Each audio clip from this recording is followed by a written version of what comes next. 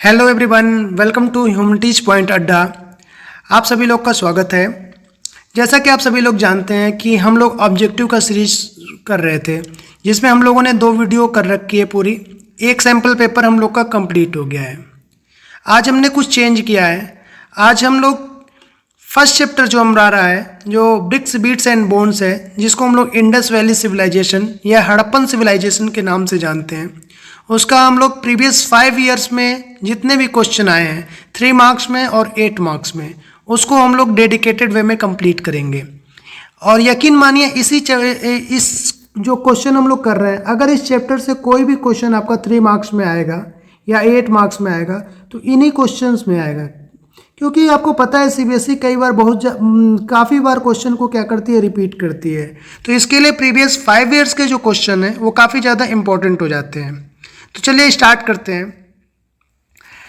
Okay, तो first question से हम लोग स्टार्ट करते हैं। फर्स्ट क्वेश्चन जो हमारा है, why is the Harappan script called an enigmatic script.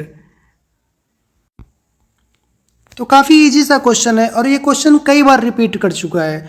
तो अगर हम बात करें हड़प्पन स्क्रिप्ट क्यों इनिग्मेटिक स्क्रिप्ट था, तो सबसे पहले हमारे इंग्लिश के अल्फ़ाबेटिकल में कितने लेटर है, 26 लेटर है। और उस टाइम पे कितने लेटर थे, 375 to 400 लेटर थे। तो फर्स्ट पॉइंट में आप इसको मेंशन कर सकते हो। देखिए 3 मार्क्स के क्वेश्चन में केवल 3 पॉइंट को आपको मेंशन करना होता है। 3 to 4 पॉइंट भी अगर आपको पता है तो आपके पूरे आंसर कंप्लीट हो जाते हैं। तो फर्स्ट पॉइंट इसमें यहाँ पर स्क्रिप्ट इसके 375 to 400 है। सेकंड पॉइंट आप इसमें मेंशन कर सकते हो कि हड़प्पन स्क्रिप्ट आज तक रीड नहीं किए जा सके, मतलब इसको पढ़े नहीं जा सके। तो सेकंड पॉइंट आप ये भी मेंशन कर सकते हो। थर्ड पॉइंट आप मेंशन कर सकते हो कि हम लोग जो भी चीज़ें लेटर लिखते हैं तो उसको हम लोग राइट टू लेफ्ट लिखते हैं। राइट टू लेफ्ट नहीं, सॉरी, लेफ्ट टू राइट लिखते हैं। जैसे ए, बी, सी, डी। लेकिन इंडस वैली सिविलाइजेशन वाले किस तरीके से लिखते थे, कुछ वो डी, सी, बी, ए इस तरीके से लिखते थे।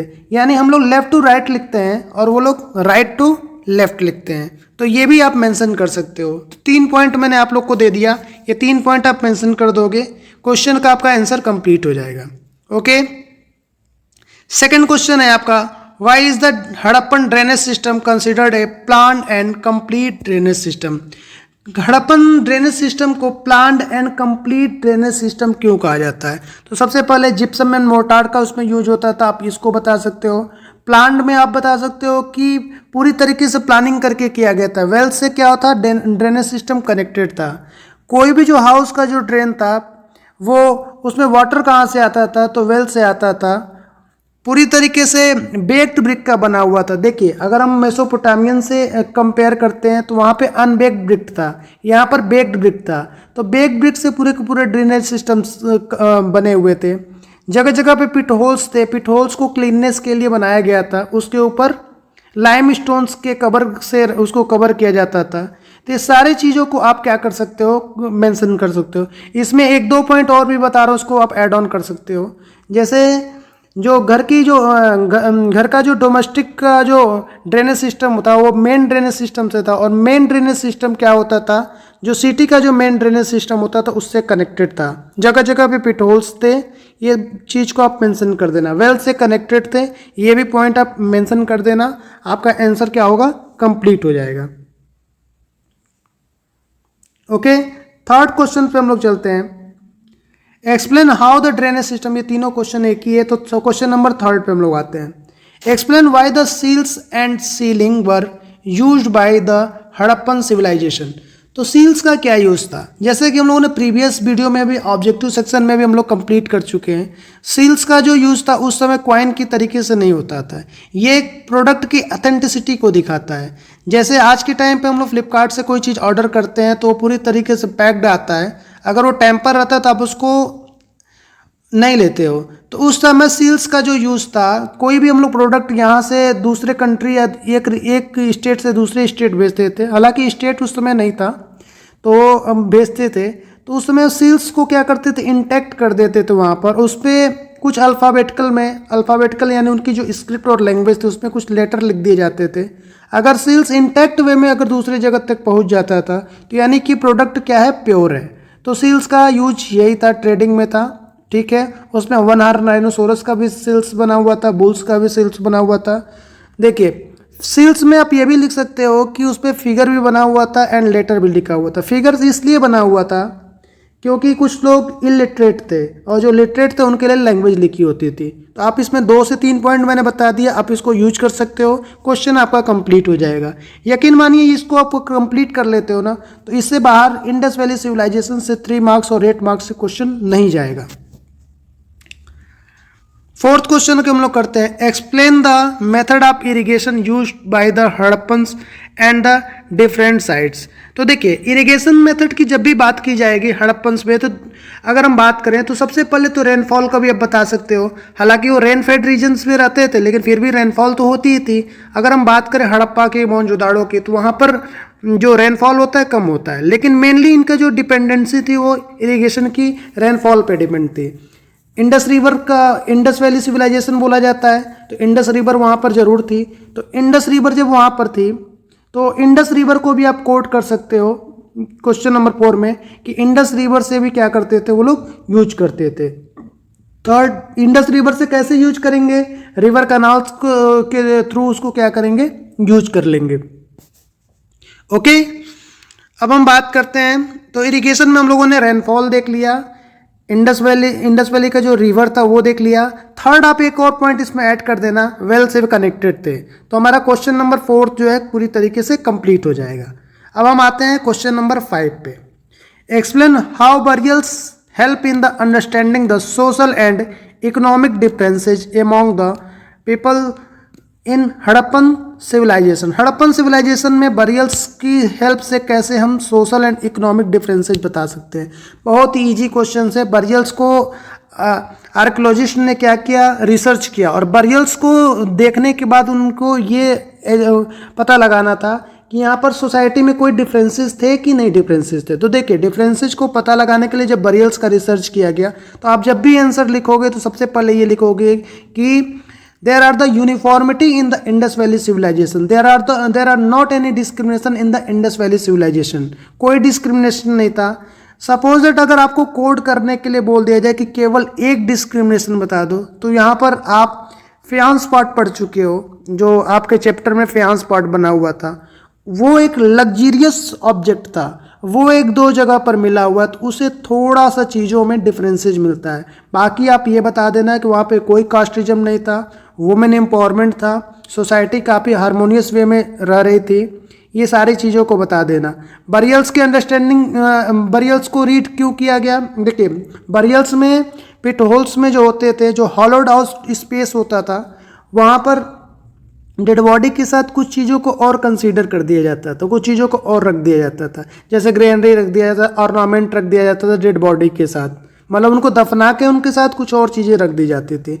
वो चीज़ें, वो ऑब्जेक्ट इसलिए रखा जाता था कि लाइफ आफ्टर द डेथ, उनकी डेथ के बाद भी लाइफ होगी और उस चीज़ों को क्या करेंगे, यूज करेंगे। तो ये सारे जितने भी मैंने पॉइंट बताए उसको आप कंप्लीट करके लिख दोगे, आपका क्वेश्चन का आंसर कंप्लीट हो जाएगा। क्वेश्चन नंबर 6 पे आते हैं। Explain how archaeologist identify the centre of craft production of the Harappan age. बहुत ही आसान सा क्वेश्चन है कि आप खुद अपने आप को फील करो कि आप आर्कियोलॉजिस्ट हो, और आप कैसे आइडेंटिफाई करोगे कि सेंटर ऑफ क्राफ्ट प्रोडक्शन कौन सा है। सेंटर ऑफ क्राफ्ट प्रोडक्शन अगर आप जाओ हड़प्पा पे या मोहनजोदाड़ो में जाओ तो आपको कैसे पता चलेगा कि सेंटर ऑफ क्राफ्ट प्रोडक्शन क्या है। तो वेस्टेज ऑफ मटेरियल जहाँ पर होंगे, ठीक है, अनफिनिश्ड गुड्स जहाँ पर होंगे, दूसरा चीज अनफिनिश्ड गुड्स होंगे, मेकिंग प्रोसेस में जैसे मान लीजिए बीट्स बनाया जा रहा है, चौहुंजड़ो वहाँ पर फैक्ट्री साइट था। सबसे पहले आपको पता होना चाहिए कि फैक्ट्री साइट कहाँ था इंडस वैली सिविलाइजेशन का। तो फैक्ट्री साइट जो था इंडस वैली सिविलाइजेशन का चौहुंजड़ो में था। तो चौहुंजड़ो की फैक्ट्री साइट कैसे पता चला कि यही फैक्ट्री साइट था, तो वहाँ पे कुछ रॉ मटेरियल्स थे, जैसे बीट्स मेकिंग रॉ मटेरियल थे, नोड्यूल्स थे, स्टोन थे, कुछ फिनिश्ड गुड थे। तो ये सारी चीज़ों को जब हिस्टोरियन ने एक ही जगह पर अंडरस्टैंड किया तो उससे पता चला कि ये फैक्ट्री साइट है और centre of the craft production है। तो ये सब सारे चीज़ को आप लिख करके आप पूरे एक अच्छे तरीके से आंसर को कंप्लीट कर सकते हो, ठीक है। 3 मार्क्स में 3 पॉइंट आपको गिवन करना होता है। डाइवर्सिफाई आंसर पे आप लोग को काम करना है। क्वेश्चन नंबर 7 की बात करते हैं। Explain the strategies adopted by the Harappans to procure raw material for their craft production. अब रॉ मटेरियल की बात हो रही है कि कैसे वो प्रोक्योर करते थे। तो देखिए 3 पॉइंट मैं बता रहा हूँ, 3 पॉइंट ही आपको लिख करके आना है। रॉ मटेरियल प्रोक्योर करने के लिए सबसे पहले उन्होंने सुरतगोई में एक सेंटर बना रखा था। सुरतगोई कहाँ पर है? अफगानिस्तान में। अफगानिस्तान से लेपिस लजूली लाने के लिए, या आप बात करें, इन्होंने खेतड़ी रीजन में भी अपना एक सेंटर बना रखा था। अब खेतड़ी रीजन से क्या प्रोक्योरमेंट होता था? तो आपको पता है खेतड़ी में जो माइंस है, किसकी? कॉपर माइन है, वहाँ से ये क्या करते थे? कॉपर लेकर के आते थे। ओमान में इनके सेंटर थे, ओमान से क्या लेकर के आते थे? ओमान से भी कॉपर लेकर के आते थे। ओके, गोल्ड लेकर आके आते थे उस साइड से, ओमान के और बहरीन के साइड से। तो ये लोग इस तरीके से प्रोक्योरमेंट करते हैं। और अगर आपको एविडेंस में कोट करना है ये आंसर, इस आंसर को एज ए एविडेंस में कोट करना है, तो आपको क्या करना पड़ेगा? एक एविडेंसेस के लिए ब्लैक जार जो है वो ओमान में मिला हुआ है, जो इंडस वैली सिविलाइजेशन का था, और उनका जो है निकल या कॉपर जो है या सिल्वर जो है वो इंडस वैली सिविलाइजेशन में मिला हुआ है। तो ये एक एविडेंस के रूप में आप कोट कर सकते हो। ठीक है, क्वेश्चन नंबर 7 पूरा कंप्लीट हो जाएगा आपका। अब क्वेश्चन नंबर 8 की बात करते हैं। ठीक है, explain how archaeologist have been able to reconstruct the dietary practice of the Harappan civilisation. Dietary practice को आर्कियोलॉजिस्ट कैसे उसको पता लगाएंगे क्या उनकी डाइटरी प्रैक्टिस थी? तो देखिए डाइटरी प्रैक्टिस में उनके क्या होगा, या तो वो वेजिटेरियन होंगे या तो वो नॉन वेजिटेरियन होंगे। तो आपको पता है इंडस वैली सिविलाइजेशन वाले क्या थे? वेजिटेरियन भी थे और नॉन वेजिटेरियन भी थे। तो नॉनवेज में क्या खाते थे? डियर कोट कर देना आप, उसके बाद ऑक्स कोट कर देना आप, बफेलो कोट कर देना आप, सारे एनिमल्स को कोट कर देना, केवल काऊ को और हॉर्स को कोड मत करना। हॉर्स को भी कोट कर सकते हो लेकिन हमारे एनसीईआरटी में गिवन नहीं, तो हॉर्स को अभी कोड मत करना। ये आगे चल करके आपको कुछ सेंटर पढ़ाया जाएगा जब आप ग्रेजुएशन और पीजी में जाओगे। तो अभी आप काऊ एंड हॉर्स को स्किप करके बाकी सारी चीज़ को आप कोट कर देना। और इसके अगर एविडेंसेस पूछते तो बोल देना कि बता देना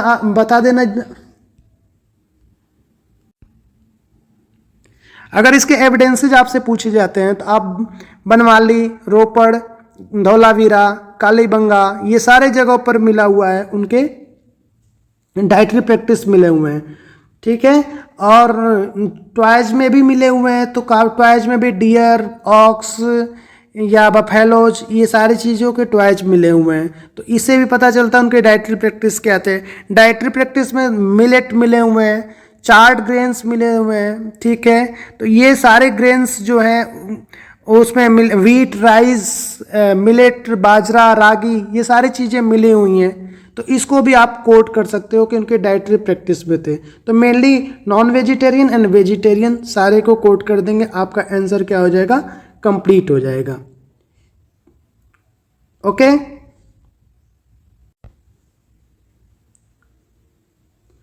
तो इस वीडियो में हम लोगों ने 1 to 8 क्वेश्चंस डिस्कस किया जिसमें 3 मार्क्स के क्वेश्चन थे। अब अगले वाले वीडियो थोड़ा मैं लंबा नहीं बनाना है, इसलिए मैं यहीं पर वीडियो स्किप रोकना पड़ेगा। अगले वाले वीडियो में हम लोग 8 मार्क्स के क्वेश्चन को डिस्कस करेंगे। 8 मार्क्स के क्वेश्चन में मैं आपको 8 पॉइंट बताऊंगा, क्योंकि 8 मार्क्स में कम से कम 6 to 8 पॉइंट आप दोगे तब आपको 8 आउट ऑफ 8 गेन होगा। यकीन मानिए इससे बाहर क्वेश्चंस नहीं आएगा। अगर आप इंडस वैली सिविलाइजेशन को आप पढ़ोगे तो 3 मार्क्स के क्वेश्चन आएगा तो इसी में से आएगा। 8 मार्क्स के क्वेश्चन भी अगले वीडियो में आपको कराऊंगा। ऑब्जेक्टिव की भी सीरीज अभी आने वाली है, फिर से आज या कल में उसको मैं अपलोड करूंगा। ठीक है, 21 ऑब्जेक्टिव वाली जो सीरीज है उसको फॉलो करिए, क्वेश्चन आंसर को फॉलो करिए, आपकी फुल प्रिपरेशन हो जाएगी। Thank you so much.